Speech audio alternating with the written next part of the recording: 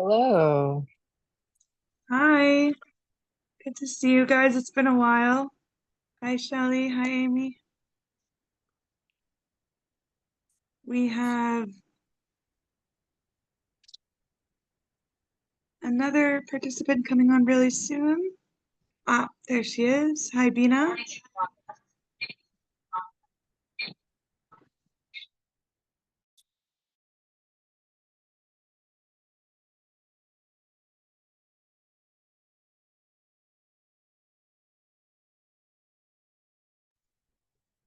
Okay, that's gonna be a problem. Bina is actually here with me, so we're trying to figure out the audio. Here, if you, you can, yeah, and then you'll just hear me from here. Okay.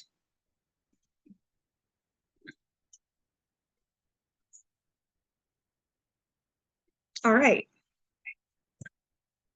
So we'll get right started. Um, Hi, everyone.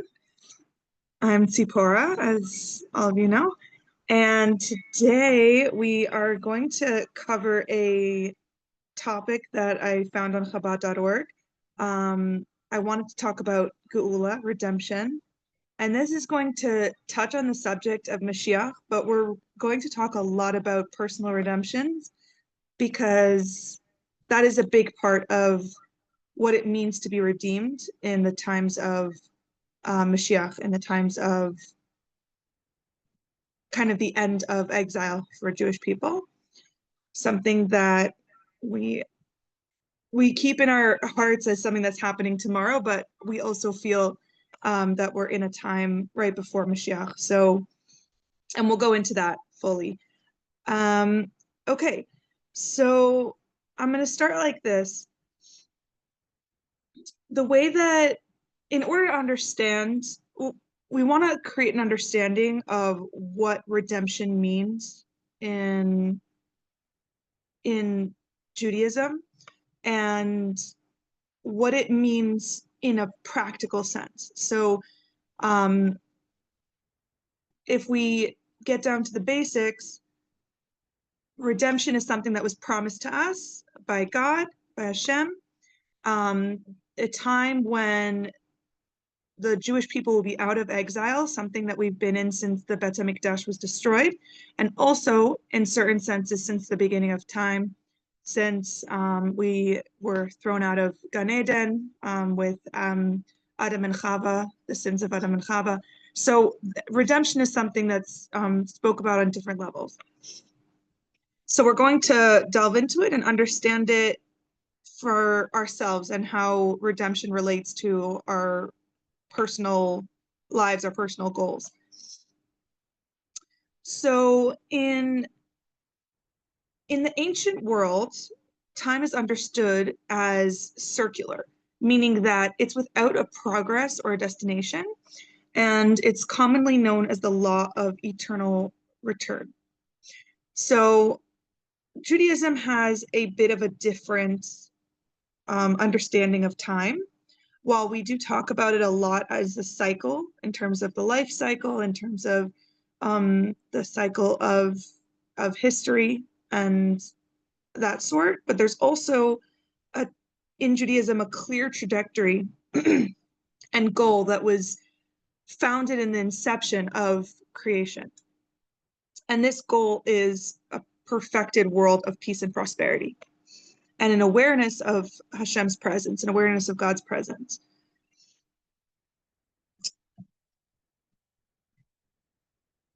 So what does it really mean that we're in a state of exile? Like I mentioned before, it could be you can bring it back to the beginning from the exile from Gan Eden. You can bring it to the loss of Eretz Israel, from the loss of Israel when when the temple was destroyed. But we can also see it as a kind of a sense of existential alienation. So where we don't fit into the world. We don't the world seems to externally be for us, which is quite the opposite of what Hashem intended, or rather what we're taught, and what the Torah teaches us, which is that Hashem created this world for us, that there's purpose in it. And it's not supposed to be alienated from us. It's not supposed to be something that we can't relate to. That's part of exile. So the goal that we're trying to attain is redemption, return, reconnection, and renewal. All these things are accomplished through the redemption of Mashiach. And why is this so important to us on a regular basis? So technically, if Mashiach can come at any time, and we understand it like that, then I would think perhaps it doesn't really matter what Mashiach means, or like if it's just going to come, then it doesn't really matter to understand it too much. But we're going to delve into the idea that redemption is something that you attract. It's not something that comes to you, it's something that you bring. So, how does that come about? This like era of redemption.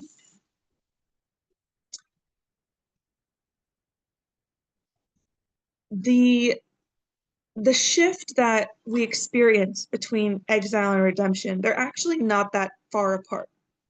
In fact, the words itself in Hebrew don't have that far apart of a spelling. They actually only have one letter, which is aleph, between them.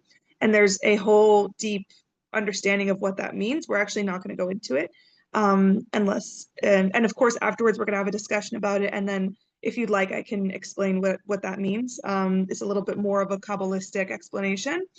But the shift from exile to redemption is from fragmentation to unity. And it's a pretty radical experience.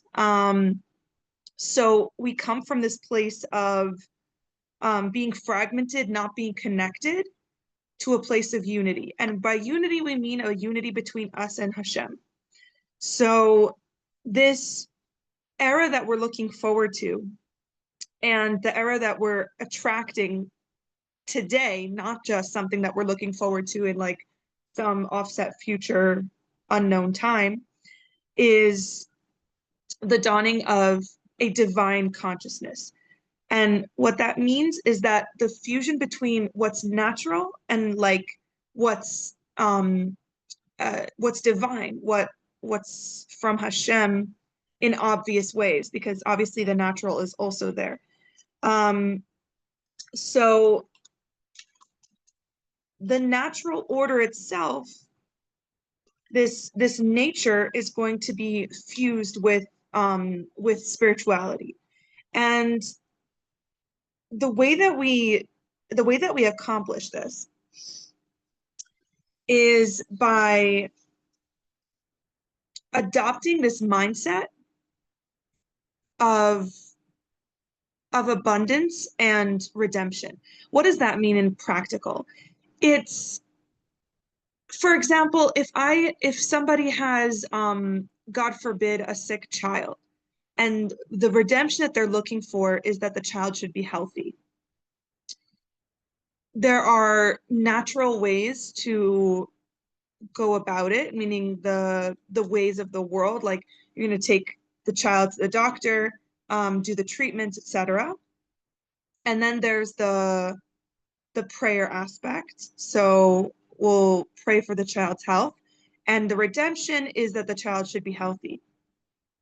So with redemption as the goal, we have to see things through God's eyes.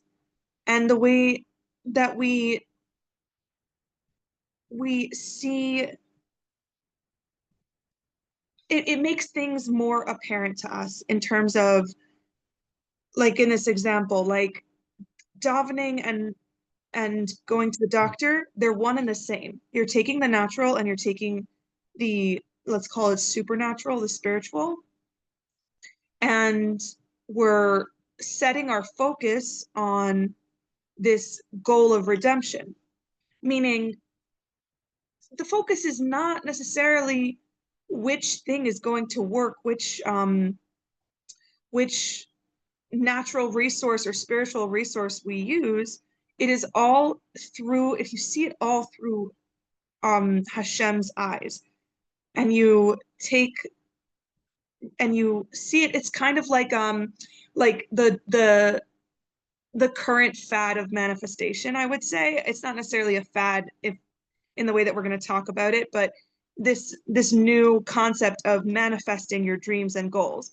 What does it mean is that you put yourself in a state of mind where it's not only possible, but it's for you, it's meant for you.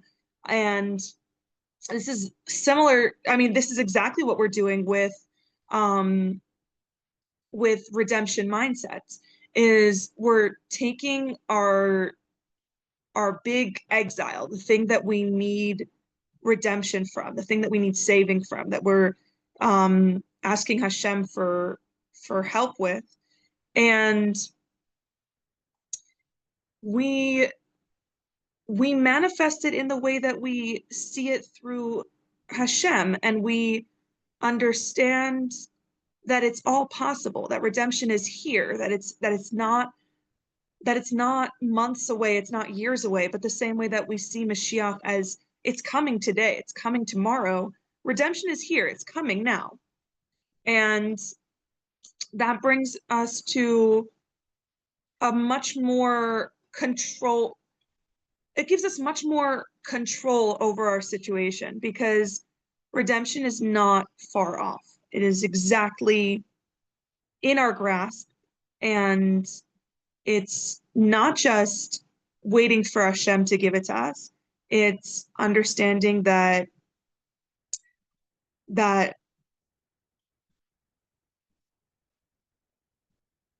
everything is already in existence, and it just needs to become apparent to us. So that means like the redemption that we're looking for, the health of the child, it's already in reach. And when we think about it in terms of like the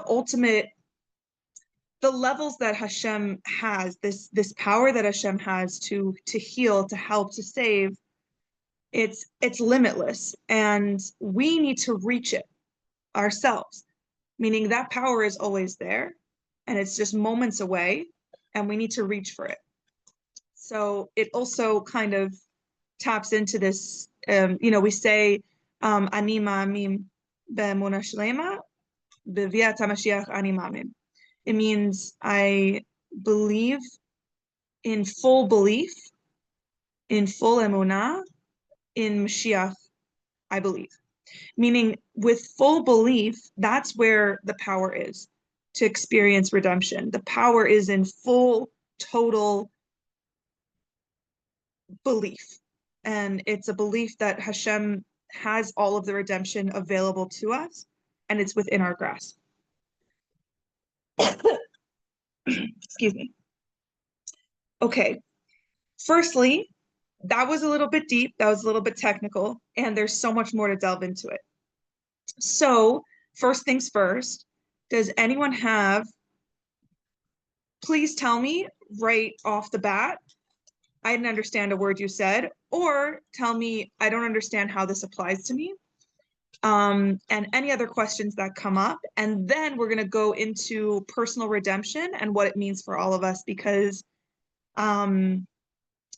we can all, it's much easier as a group to understand, to feel that redemption is in grasp when we see it through other people's eyes, and hear through other people's experiences. So the personal redemptions we'll get into in a minute. Right now, the technical questions, and also the questions in general, and if you wanted me to delve into any topic more deeply.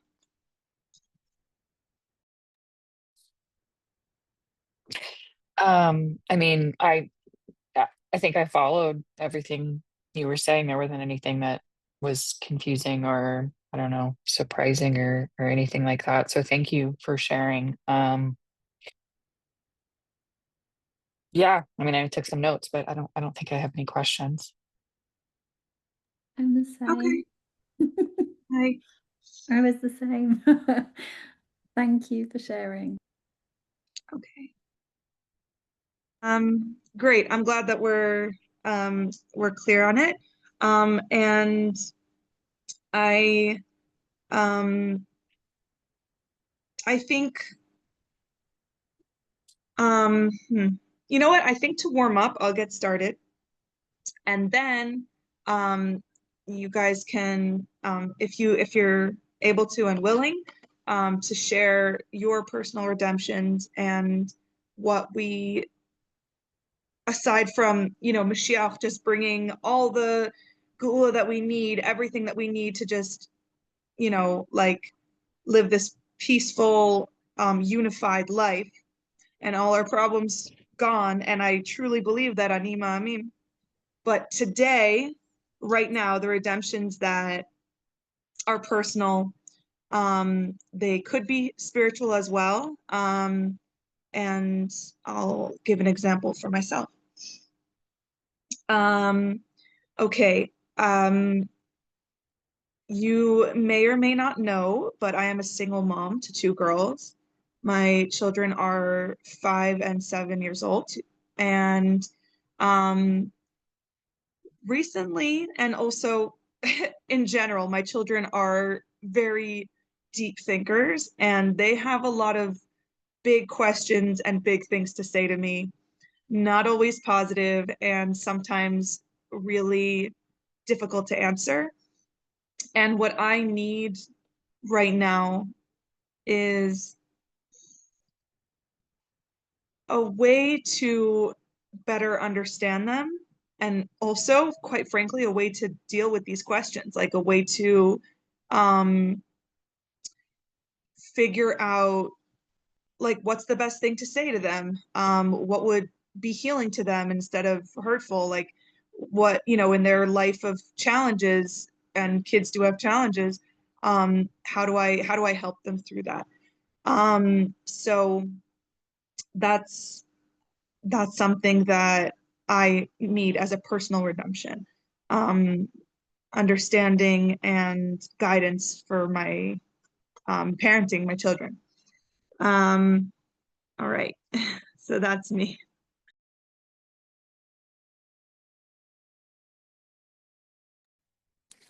I think maybe with your that example, maybe it's making me realize that I might not be understanding the way that you're using the word redemption. Like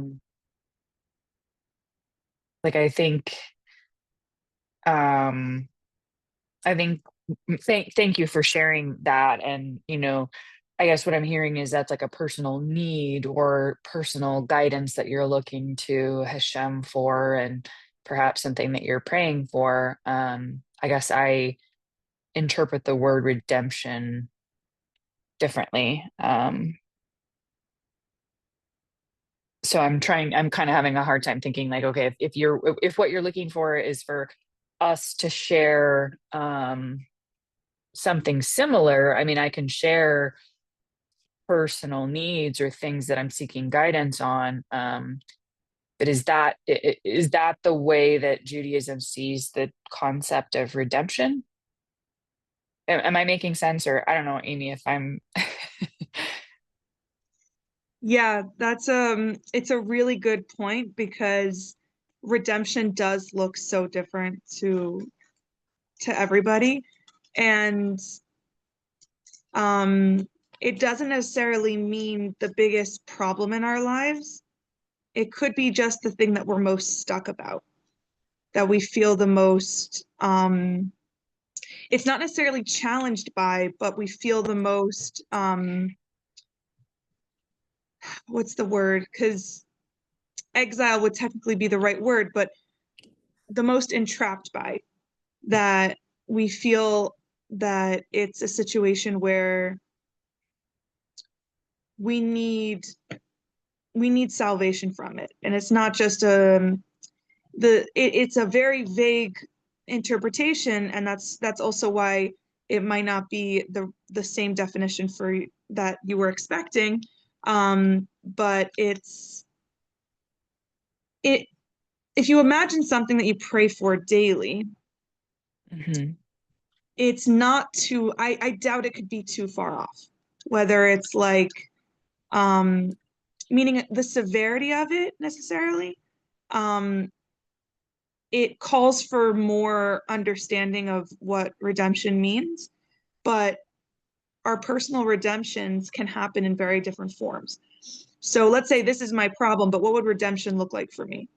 Like, um, redemption could look like proper guidance from the right people, something that I currently don't that I don't have that would bring the the answer that I'm looking for.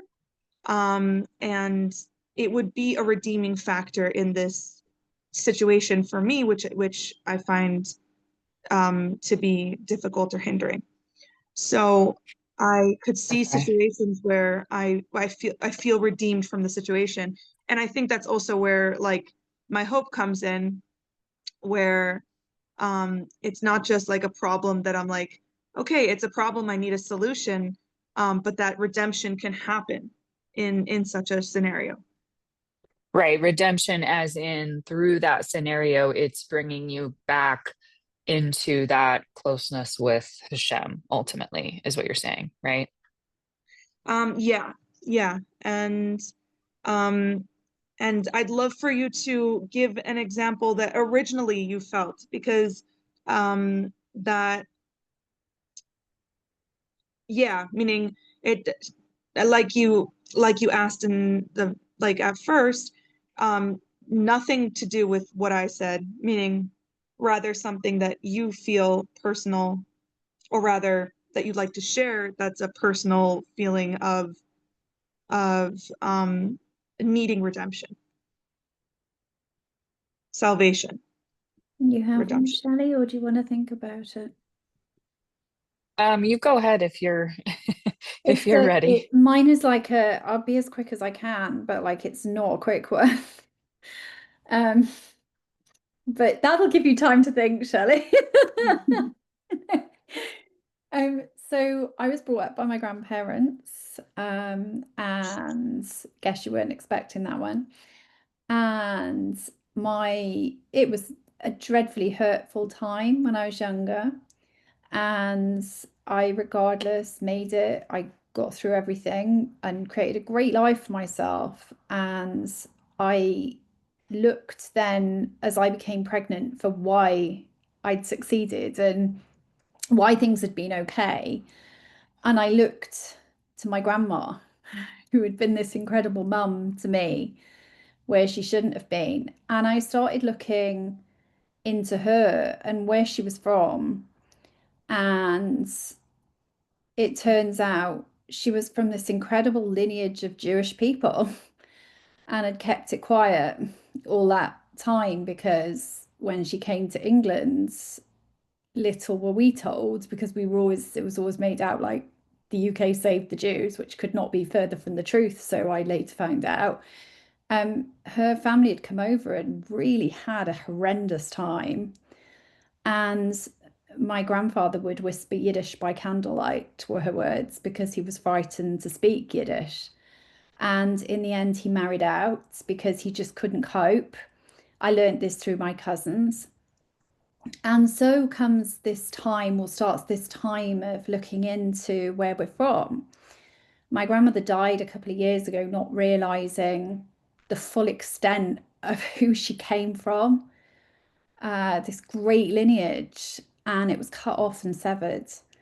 And so I guess for me, and I don't really know how it's ended up here because I certainly didn't mean it. We were not brought up religious. In fact, I later found out that Nan, in knowing that she was from this great Jewish line, never really, she didn't know exactly what, but she knew they were Jewish and she didn't feel Christian. It didn't gel with her. So she didn't bring us up with anything. And as time has gone on, I feel like I just like desperately need to make that correction, but it is so hard in this country. Sorry. Yeah. I don't know why I started crying. Sorry. Tomorrow there's going to be an awful protest in the area where my family used to worship with Islamists who are armed. Sorry. Who are talking about having AK-47s and all sorts. And I think of what they would have felt like had they seen that. I'll stop there. I feel for them. I just so desperately want to make this incredible woman who raised me proud, who's not here anymore. And it could not be harder because the UK is going so badly downhill. I wish I'd not even started that conversation. I thought I wasn't going to cry, but it's pretty bad. And I hope I manage it. Yeah. Yeah. Thank No, I'm thank so you so much sorry. for I don't sharing. even know why I started crying. I just realized it was maybe upsetting me a bit more than I thought it was. Yeah. Anyway, move on. Thank you, Amy. Thank you for sharing. Yeah. I can't imagine on a personal level how much that affects you, but I do know that the entirety of the Jewish people, we see those things happening in the present, and we we have ancestors, we have grandparents who either fought for it or, as you said, had to hide from it Yeah. and from their Jewish roots, and seeing that now, feeling that it's in jeopardy is a Yeah. really, really intense thing. They're walking past. I know it sounds so weird, but they're walking past in this demonstration where mine are buried. And it's just in my mind, I'm just thinking, I don't know. I shouldn't go there. We'll move on. But yeah, they're sort of let's just hope it doesn't. I worry about that community because they go past, they're going past Singers Hill, and yeah, I just hope they don't hurt anyone. It's pretty bad, and I hope to goodness it doesn't come to you, Shelley, in America. So sorry for Mamdani and all. Mm, Yeah. Where are you based, Shelley? I'm in Arizona, Oh, well, at least Phoenix. you're in Texas and nowhere near New York, I guess. Yeah, yeah, I'm out west here, so it's yeah, it's different and we have our own challenges, but yeah, I'm Yeah. sorry. Thank you for sharing. Sorry, when you think you've just got a basic story and it's going to be really quick, and then it's like, Yeah. it didn't work out that No. way at all. No, no, no, it's And it's good. recorded too, which is even better, obviously. You don't need to Oh, share it with it's anyone. uh no, it's good. It's good. I think yeah. I think for me, okay, so now I think I'm getting a clearer understanding. I guess so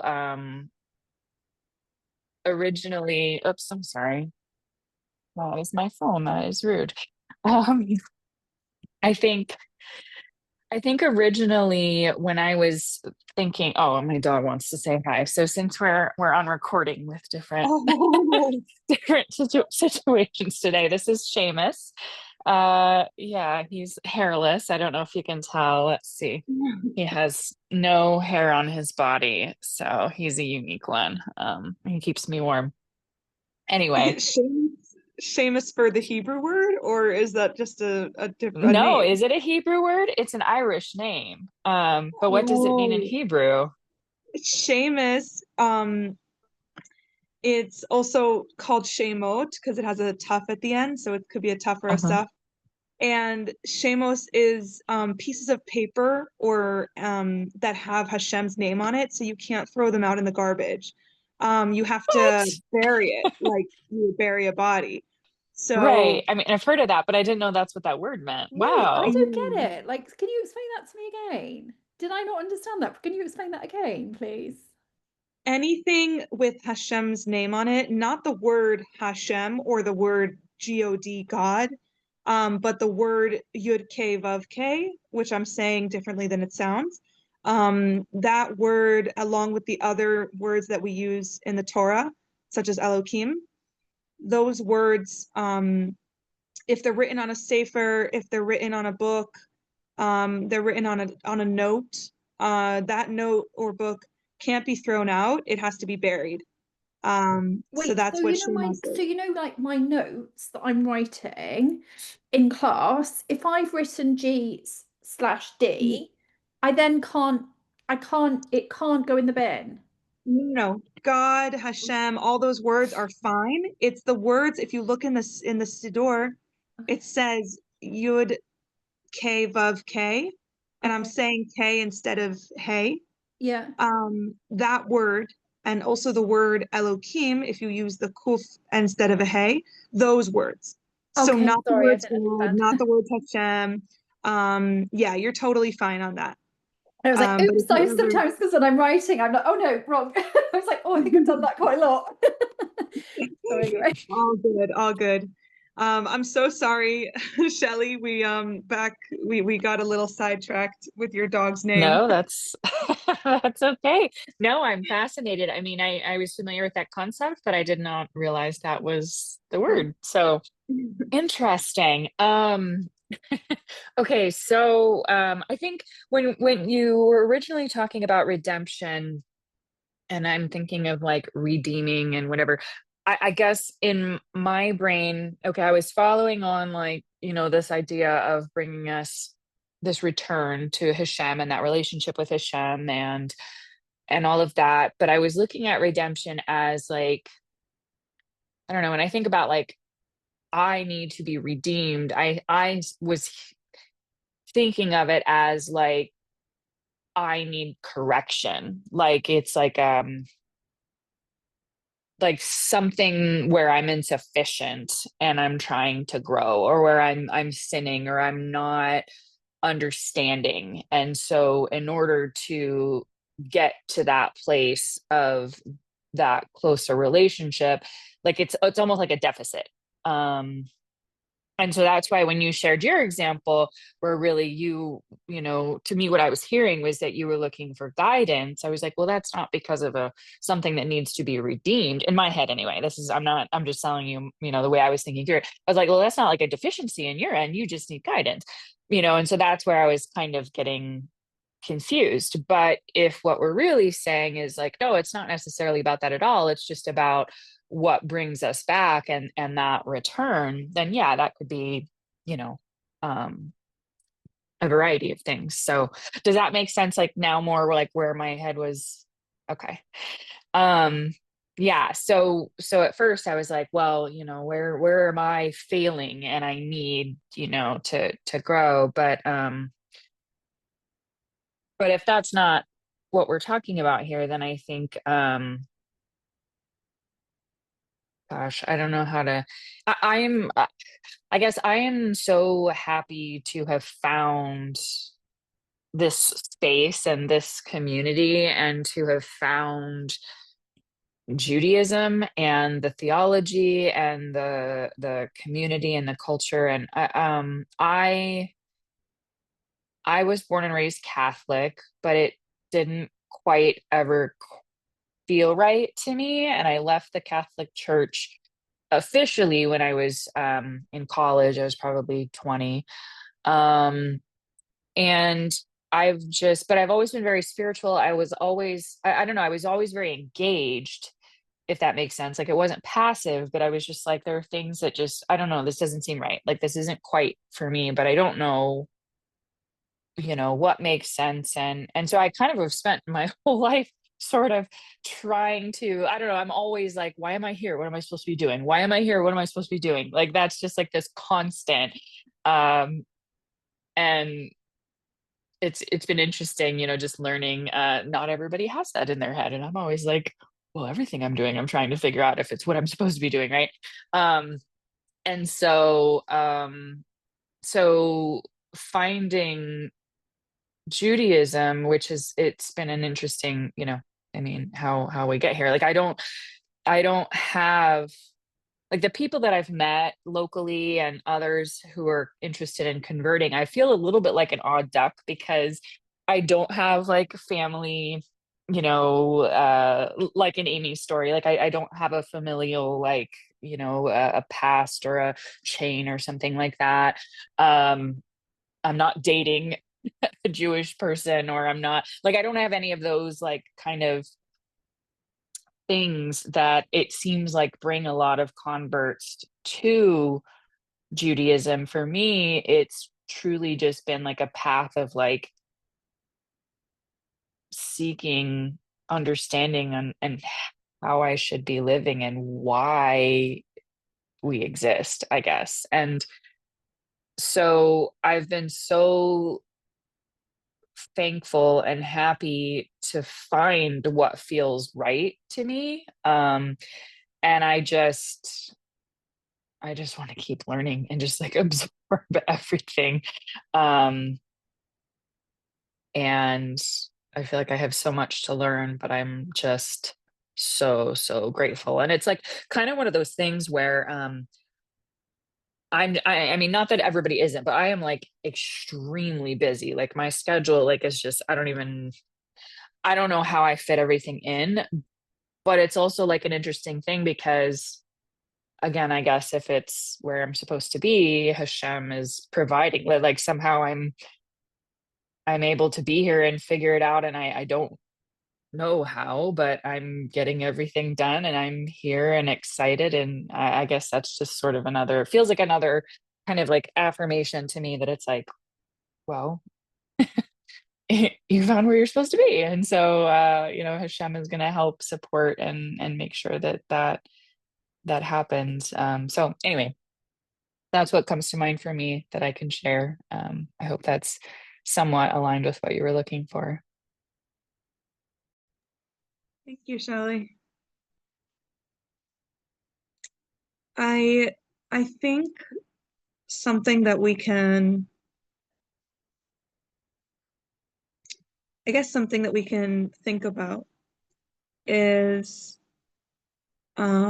these personal moments where either we want to feel something redeeming, or maybe from what I understand, Shelley, perhaps that um in that I think what I'm understanding is that you're grateful for the salvation that you found through finding Judaism. Is that what I'm understanding? So I think it really helps us understand how tangible redemption is, meaning that we're just moments away from being grateful for the thing that we've been looking for. That the asking for help, asking Hashem um, for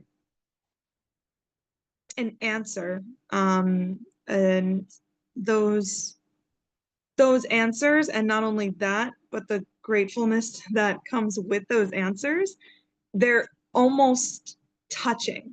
Like we have it so close. And if it's okay with Amy, I wanted to talk about the connection between these events, these difficult moments in Jewish history and Jewish presence. Um, these events are so intermingled and connected and tied to Mashiach, to the coming of Mashiach. In the beginning, and I don't know how much you guys have heard about this portion of it, but there's different understandings of how soon Mashiach is coming, what's the proofs that Mashiach is coming, that we're in the days before Mashiach. And I want to share one thing because I think finding these proofs that we're so close really helps us see troubling times as just a step closer to the ultimate redemption of Mashiach. So um, there's a prophecy about Mashiach by Isaiah, and it says, then I'm just going to say it in English. Then will the eyes of the blind be opened and the ears of the deaf unstopped. Then will the lame leap like a deer. So it says that in the times of Mashiach, it's talking about the healing that will happen. The blind and the deaf and the lame will be healed. And this is going to sound a little, maybe for myself, it sounds silly, but I want to break it down. The proofs that we find in current day, for example, that um,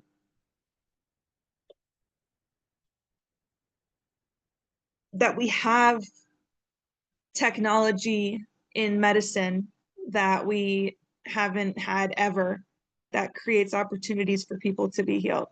So it's kind of that natural portion of it where you don't see God's hand in it right away, but little redemptions are coming, little things that, for example, I followed for a long time the lung condition that people are born with. It's called cystic fibrosis. And in the past, I don't know, I think it was just 5 years ago, maybe it was a little bit earlier or later, they came up with a medication that cures about 90% of it. And that is insane because the people who were diagnosed with this weren't expected to live more than 20-ish years, if anything. If they were going to live till 7, they were given another 5. And if they were going to live till then, etc. And 90%, last time I checked, they're able to take this medication and it's healing them, it's curing them. And Sorry to these are interrupt, but just, my husband's friend, who's now in America, has cystic fibrosis, was told he would not live past 18 and is now 46. wow. So you're quite right, yeah. And he's working for an incredible IT firm. I want to say it's Google, maybe Facebook, one of the two, but he's really, and he's amazing. So yeah, you're completely right. Well, that's so good to hear. Yeah, I was blown away by it. I have to say, like, all the people online, these patients online who talked about it for so many years, they opened my understanding of something that, thank God, I didn't have a personal experience with at all. And it's something that I got to understand and then see through the years as that the exposure increased and then the research increased and then that medication came about, which was amazing to see. So that kind of experience where almost miraculous medical sciences and in health, they're fulfilling these prophecies of health being restored to people, not just and of course the obvious like, and the when Mashiach actually comes, the Tchiat HaMetim, the bringing back of from the dead to the living, and these prophecies, there's so many of them and it's fascinating to look them up, but there's so many prophecies that are being fulfilled, and one of them is, one of the ways that Mashiach can come is a specific type of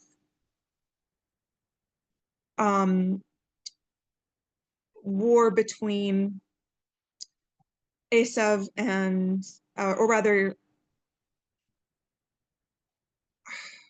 Esav or Yishmael, but forgive me if I don't think they're that far off from each other. But either Esav or Yishmael, where we're going to go to war with that group of people, and the world will have to fight them. And that is something that rings so, so true to me today and to so many, where there's an extreme form of Islam where the world is almost at a point, they came to a point of kind of radical acceptance of it. And in Europe, we're finding that they're in a position where they might have to fight it back. And in addition to seeing it as a really difficult period of potential history, meaning like the present, in addition to seeing it as a difficult period, we're also seeing it as the days before Mashiach. Like this is the countdown.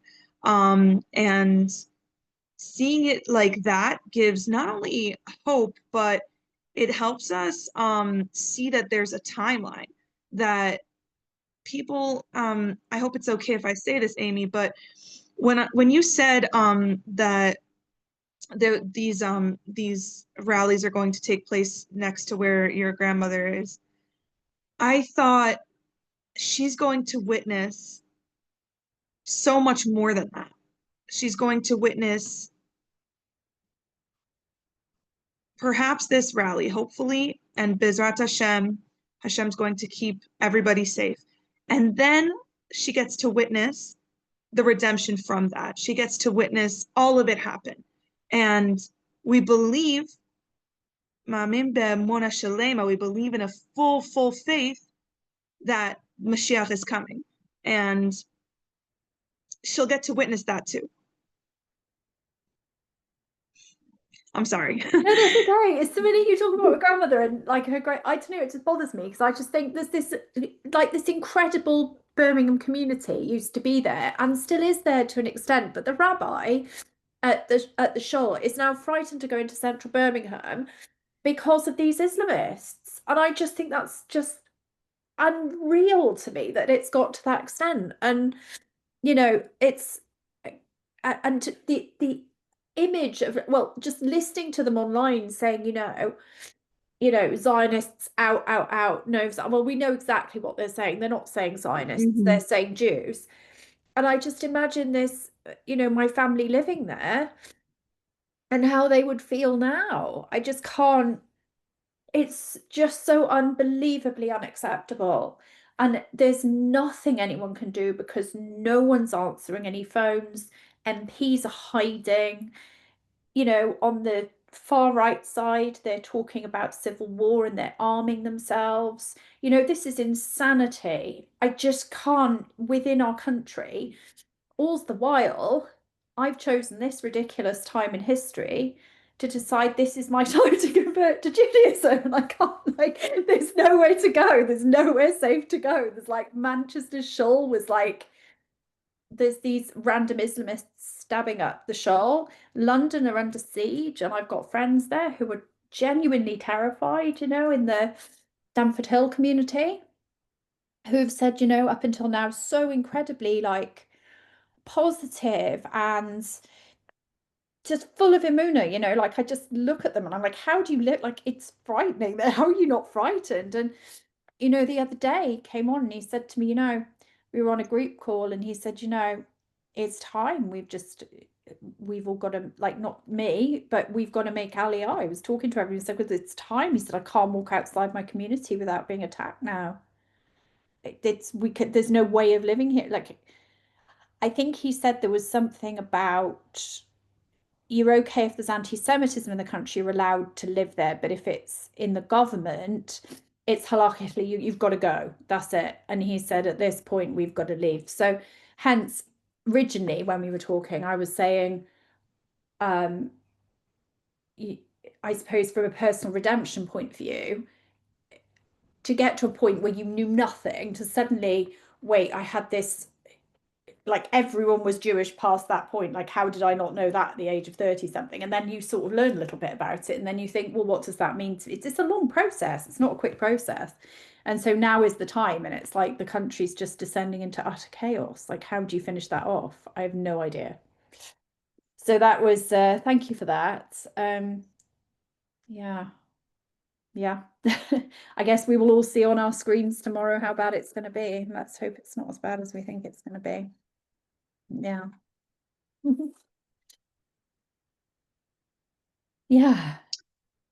I always wonder, like, I kind of hope that a rabbi will call me up and tell me exactly how much news I should be watching and how much, like, I try because not to watch it, genuinely. I can't watch it. It's too stressful to watch in this country because anyway. like what I want to know, like, what is my achrayut, what's my responsibility as a Jew to like be aware of what's going on, and like, for when it comes to anti-Semitism, make active changes about for example, like people making aliyah and that kind of thing, which I'm so grateful that I've already gotten that off my to-do Yay. list. You're done. And, You're all good.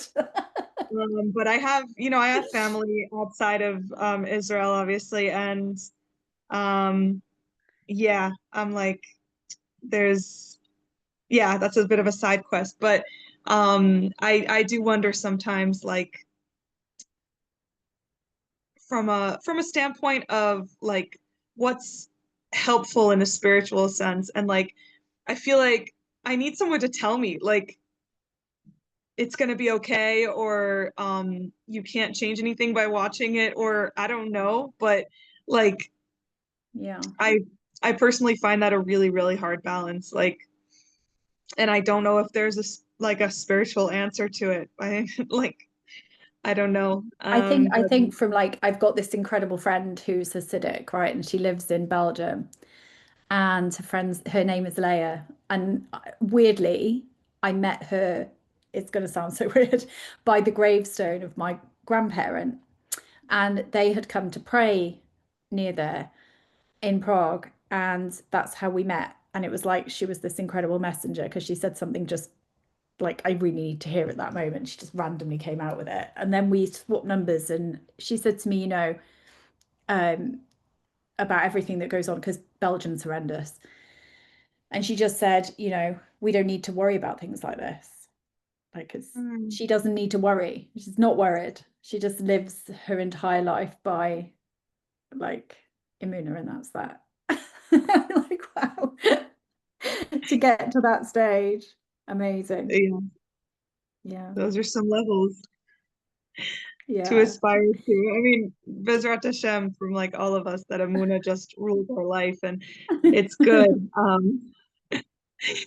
Yeah. Do you mind if I ask you a question, given that you were talking about Mashiach, and I hope it's okay by Shelley, given that we were sort of talking about this, but you were saying about Esav and Yishmael. I had heard before that they would fight, and I had also heard just in the time of Mashiach coming, and I had also heard though that the whole world would come against Israel. So I'm really confused because which one is it? Which one comes first? And what does that So, mean?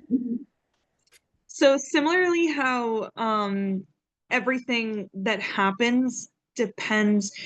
I'm going to answer this by asking a question that is like one of the biggest questions about Torah, and that is, if God knows what we're going to do, how can we say that we still have free will? And the short answer is that Hashem knows exactly what we're going to do, but he gives us the power to do it. So the choices that we make are 100% ours, and yet he knows the timeline of how that's going to happen. So with Mashiach, there are ways, depending on the free will of the people in the world, how Mashiach can come. So it comes at a time where shofars are blown and it's just the middle of the day, hopefully in Nisan, and And, you know, the children are playing outside and everyone's learning Torah. And then Mashiach comes and is like, wow, you guys are so amazing. I'm just going to bring Mashiach right now. And we're like, yay, this is great. And we go on the eagle's wings. That's literally one of the versions of it. And then there's a bit of a tougher version where it's like, Hashem needs Mashiach to be brought right now. And this is the only natural way that it can be brought, meaning that there's some kind of conflict between good and evil, because there's still enough evil in the world where it can't just be naturally brought about, that such goodness would just come. So I don't know if it's one or the other. I wonder if perhaps it's a set of cycles, like it's a set of steps. It's not understood 100% because there are so many different messianic prophecies, all of which are true. And in Judaism, there are many, many truths that all exist at the same exact time. And that is, I think while it is confusing, it helps me personally feel that it's possible no matter what the world feels like. That Mashiach can happen tomorrow, regardless of if it feels like the most peaceful, if it feels like war is out of control, if it feels terrifying, or if it feels wonderful, whatever it is, that that Mashiach has just as much probability in either scenario.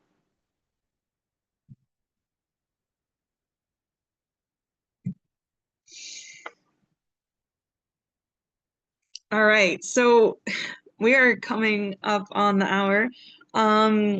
And I guess to sum it up for a few minutes, just to organize our thoughts. Okay.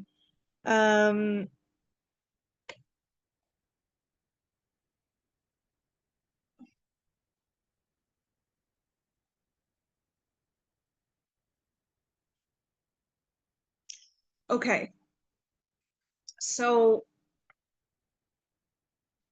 we talked about what redemption means in a literal sense according to the Torah. We talked about what redemption means to us personally, and we talked about what redemption means in our time, which has been a really, really cool thought process and like discovery of, it's something that I don't think about every day, but for some reason in recent times I've been thinking about it a lot more, and I don't think it's a coincidence. So that's something that I'm glad we got to touch on and talk about.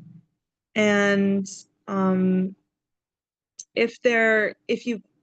we have the chat, and if you guys have more questions about the topic of Mashiach, you can definitely post it and get some different perspective from perhaps the Rebbitzin. I feel like that would be a cool thing to hear her side of it.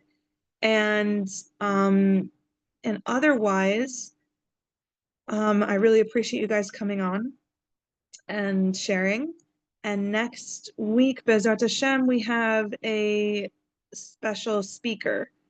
So I'll give you guys more information on that on the chat. Yeah, we have, I'll be posting a schedule really soon so that every semester you'll get a set schedule for what we're going to do in the support group. So that's going to be a really nice change, and a little bit of a progression of this new group that we have. So I will post that Bezrat Hashem tomorrow, if not the next day. So I'm looking forward to that. Thank you so much for your time, and thanks for sharing, Shelley. Yes, thank you. All right. Good night. Good day. I'll see you guys next week. Thank you. Bye.